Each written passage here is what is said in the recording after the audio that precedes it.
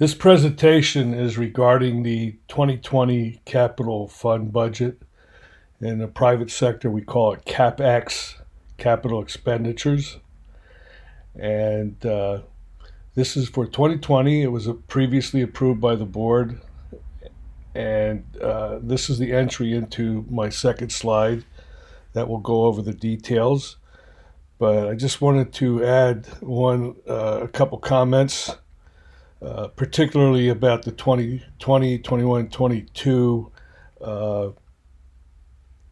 excess of revenues over expenditures, or in most of the cases here, deficits. It's been my experience that when I put together a CapEx budget, there would be zero deficits or zero excess monies, because you would fund your capital expenditure budget to equal what you're planning on spending. So I'm not quite sure what Mr. Granger is doing here, but it should be zero, and it's not. Then the other thing that's missing, which is typically done when you do a CapEx budget, for example, you're building probably up the promenade, is that you have an OPEX budget as well, operating expense budget, for the new capital item that you're creating. What does it cost to maintain it?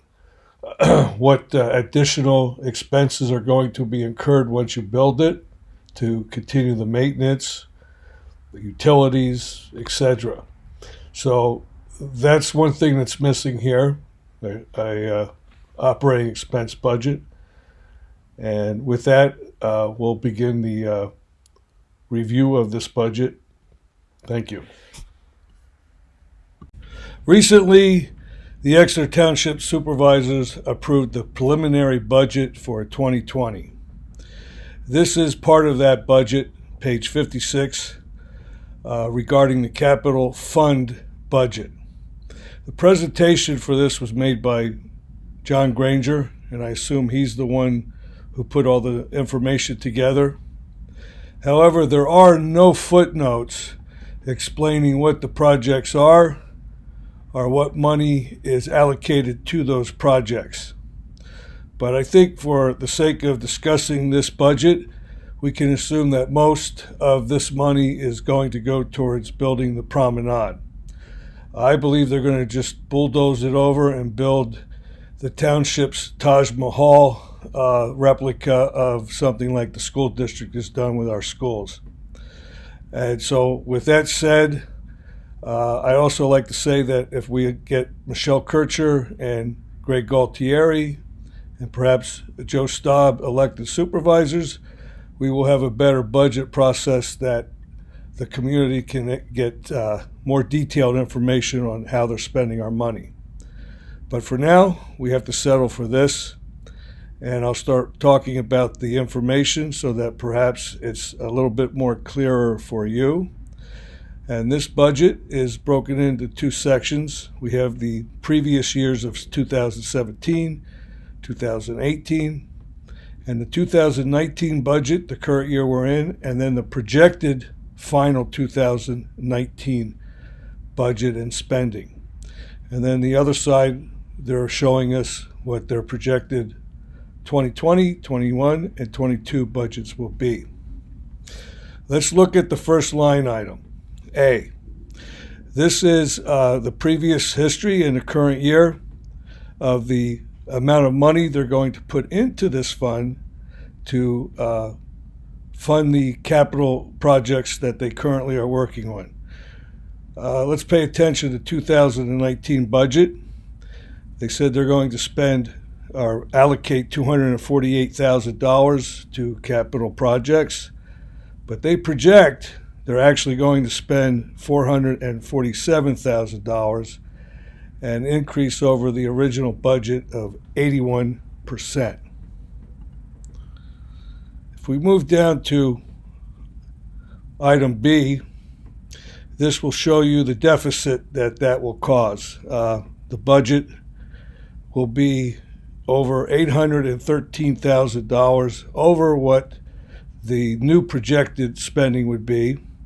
And if we had stick to budget spending, it would be over $212,000. So it's exceeding the budget by quite a bit. And there's no explanation for how this happened. Like I said, there are no notes. There's no discussion on whys or hows that caused this deficit. So they leave it up to our imagination.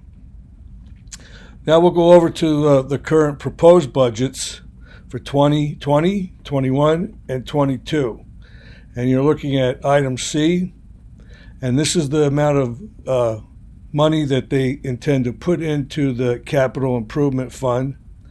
And that total amount for those 3 years is $19,809,000. And I suspect that all, if not most of it, is coming from the sewer fund, the sewer sale recently completed for $93.5 million. Now we'll drop down here and look at item D. This is the proposed expenditures for 2020, 21, and 22. They plan on spending $22,345,000. Now, if you recollect, I just said they're going to fund the capital fund with $19,809,000, but they're going to spend $22,345,000 for deficit spending of $2,536,000 during this 3-year period. So that money is going to have to come from somewhere. You know, they have to pay the bills when they're doing a capital project. And a couple other things I think we should note. Here, item E is a deficit. And if you add those three numbers up for the 3 years, that will equal the $2,536,000 of spending over the amount that they are going to fund. And that money is going to have to come from somewhere, and more than likely from the proceeds from the sewer sale. And then we'll look at item F.